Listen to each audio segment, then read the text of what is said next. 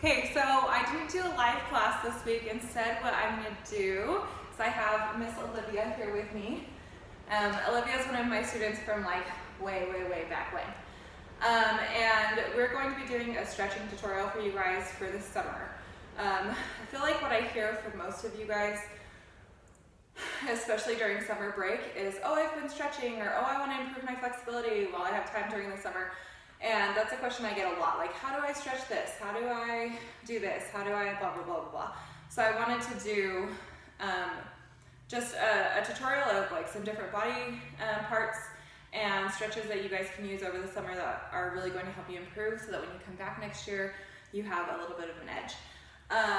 First of all, just wanted to go over with you some of the basics of stretching that you guys should already know, but it's always better to stretch when you're warm. And when you're warm doesn't mean, oh, it's 112 degrees outside, so I'm just gonna go stand outside and stretch. It's not what that means. What that really means is that your blood is flowing through your body. So doing jumping jacks, stretching after a workout, anything cardio that gets your heart pumping is going to help blood flow to your muscles, and it's better to stretch then, especially when you're stretching for increased flexibility. If you're stretching just as a light stretch before you work out so that you don't injure yourself, that's one thing.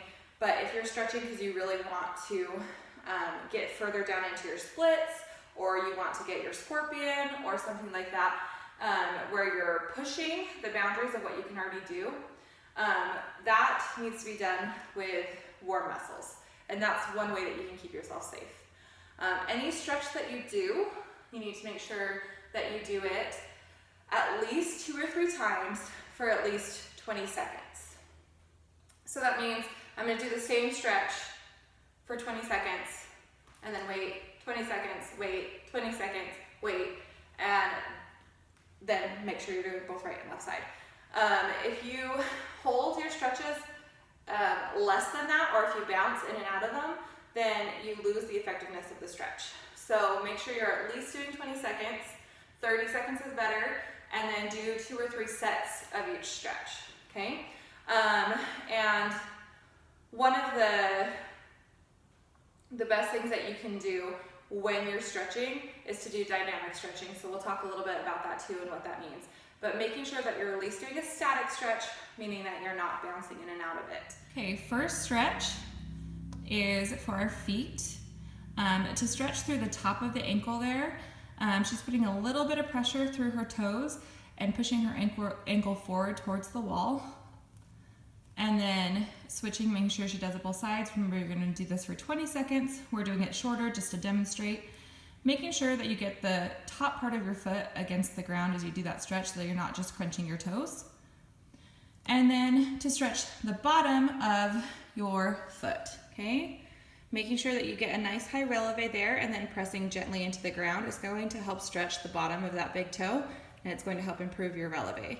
You can also get stretching devices for your feet, but this is a good way to do it without equipment. All right, next stretch, we're gonna do a calf stretch here, a lower leg. So Olivia's in a lunge facing the bar or the wall. You can do it on a wall. She's actually going to tuck her hips under to where she's in a ballet position and push her hips towards the wall. And she's pushing her heel into the ground, making sure that both feet are parallel. It's going to help stretch out her calf muscle. A variation of this is that to do it with a bent knee and to push her heel into the ground while still staying parallel. And that is going to stretch the lower part of the leg right above the heel. Okay, we're gonna do a quad stretch. So first thing first, Olivia's gonna grab her foot, okay? And if you look at her at the bar right here, this is how we normally do the stretch, where her legs are slightly open. Okay, instead, she's gonna bring her knees together, and then she's going to tuck her hips under like she's doing ballet bar work. And that's going to increase the stretch through the front of her leg there, rather than if she opens it up again. Go ahead and open it up, okay? That is, it's a good quad stretch, but you can get a deeper stretch if you pull those knees together and get your hips under like you would at the bar. Hamstrings get really tight as you sit at the desk or your computer or watching TV or whatever it is that we like to do during the summer. And this one is so important when it comes to your kicks and your leaps and your splits and everything else. So we're gonna do 3 different hamstring stretches. Just a reminder of hamstrings, and just so you know, I've been friends with Olivia for a long, long time, so she's not gonna react when I do this. Hamstring goes from here, the bottom of your rear, down past your knee. Okay, so we're stretching this muscle right here. So first one that she's going to do is actually, this is actually going to be a hip flexor stretch that goes into your splits. So it precedes the hamstring stretch. First thing she's going to do is a nice lunge. We do this in class all the time, right? Well, I'm going to give you some tips on how to make it more effective.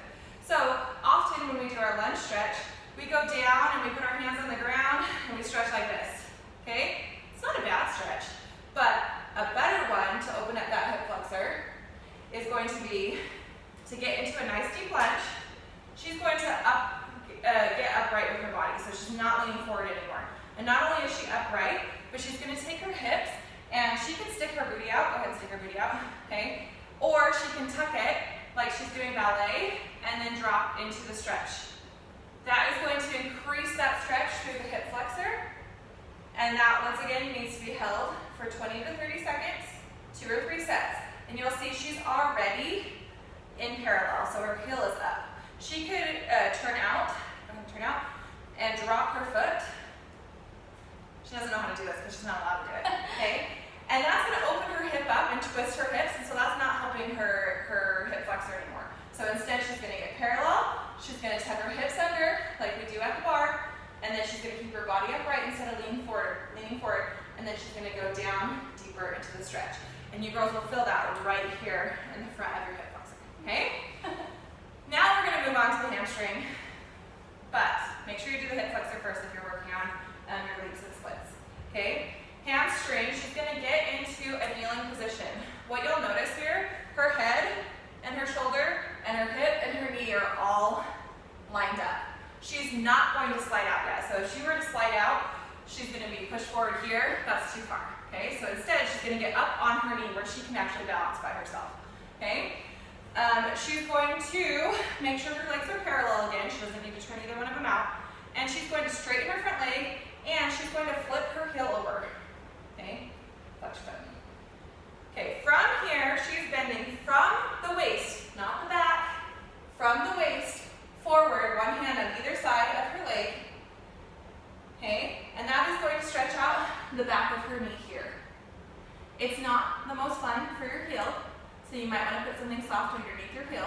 But if she points her toe here, it relaxes her calf and she's not getting as deep of a stretch. So she wants to make sure to flex that foot so that the bottom half of the leg and the top half of the leg are stretching through the back of the knee.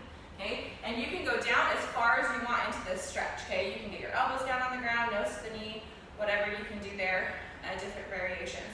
She's going to make sure that she's squared off in her hips when she goes down. Okay? If you hike one hip and you're twisting, it's not as effective. Right? From there, she can slide out into her splits. Okay? And then hold that stretch for 20 to 30 seconds. And make sure you do it on the right side. All right, last hamstring stretch. This one is probably my favorite. If you're in my 5th hour, you guys do this one all the time. But this is a great stretch for your hamstrings because it's a dynamic stretch. So static stretching is when you hold it still. Ballistic stretching is when you bounce. We don't do that anymore. That's like my dad's generation used to do that when they were in PE. Don't do it, it's not good for you. Even my dad, he taught PE for years. He doesn't teach it anymore either. He knows better now. But this is dynamic, which means that there's a give and a push to it. And we are going to engage the muscles and then stretch them, and then engage the muscles and then stretch them. And it's the most effective way to stretch your hamstrings. And you'll notice a huge difference when you do these before you start doing your splits or your leaps. I'm actually going to use Olivia's right leg because I know Olivia and it's actually her weaker leg. But for this stretch, you do need 2 people. And whoever you have assist you, make sure that it's someone that's going to listen to you and that doesn't overstretch you, because overstretching is also a way that you guys can injure yourselves. So don't allow yourself to get overstretched. Make sure that it's someone that's listening to you where you can feel a good healthy stretch versus like a pull or a sharp pain that's too far and you don't want that. So make sure that you have someone that's going to listen and that understands the concept. Don't have like your 3-year-old brother do this because it's probably not old enough to understand, okay? She's going to make sure that she's in parallel. You can stretch your hamstrings when you're here. She can do it turned in, turned out, or parallel. Right now we're just gonna do parallel, okay? And I'm gonna get her in like a fairly comfortable position where I'm feeling a little bit of pressure from her, but it's not like, she's not grimacing at me yet. And I'm gonna hold this for 5 seconds. Just a static stretch, no big deal. So what I'm stretching right now is from the base of her bottom up through the back of her knee, okay? Holding that for 5 seconds. Now, after I've held it for 5 seconds, she's going to engage that muscle. She's going to contract that muscle, meaning that she's gonna push at me. And she's not just pushing me backwards this way, she's trying to pull her leg back down into the ground, okay? So I'm holding it here and she's gonna push 1, 2, 3, 4, 5. And then she's gonna stop pushing and I'm still in that same static position and I'm gonna move her just a hair. And I'm gonna hold it for 5 seconds. And then she's gonna do the same thing. She's gonna contract that muscle. 1, 2, 3, 4, 5. She's going to stop, and I'm gonna increase the stretch. She's gonna do it one more time for me. Make sure that you're not leaning, I'm not leaning on her right now. I'm holding her in one spot during these static stretches. She's gonna push against me again. 1, 2, 3, 4, 5. She stops. I'm gonna push her forward and hold her in a static stretch. Okay? She can go further than that, but I'm taking it easy on her. So you can sit up. So that static or that dynamic stretch, the reason it's important is when you're contracting that hamstring muscle and you're bringing your leg down to the ground, it causes your muscle to relax. There are sensors in your muscle that know when it's being stretched, and having it engaged like that and pushing it up against your partner makes the muscles contract, and it lets go of that signal. It stops sending it to the brain saying, hey, I'm getting stretched too far. Instead it relaxes, and then you're allowed to push the stretch further. But make sure as you're doing that you're not leaning on their leg the whole time. Instead, you're holding it in a nice stretch. They push against you, they stop. You move it, and then you hold again.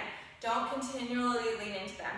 You're gonna get too far into the stretch, too fast, and you can hurt your partner.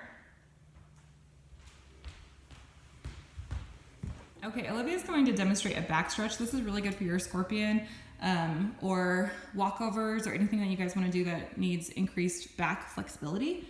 This is a good one. So she's obviously got her knees up against the wall. Her knees are about shoulder width apart.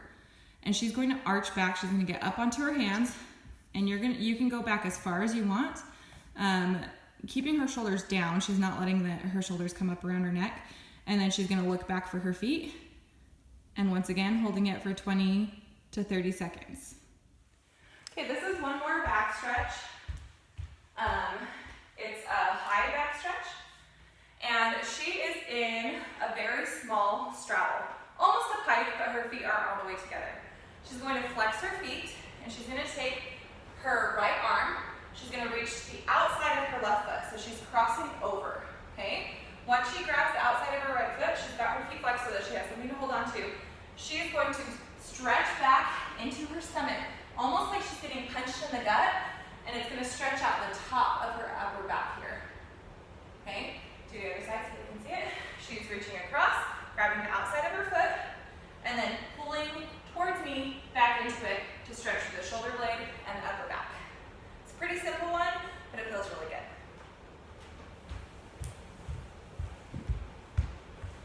Okay, this last stretch is for the front of your shoulder. It's for right through here, and it's really good for when you've been hunched over at a desk. So she's gonna start by laying on her stomach, and she's gonna pick an arm. She can pick whichever one she wants. She's gonna do her left arm, and she's gonna put it in a square on the floor, a right angle, okay? And then she's going to roll into her left side. So she's using her right arm to push herself up, and she's rolling into that side, okay? Rolling towards the arm, and it's gonna give her a nice stretch through the top of her shoulder there, Okay.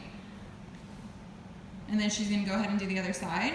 So she's putting her arm in a right angle, 90-degree angle is what I meant to say. And then she's pushing into it for that nice stretch.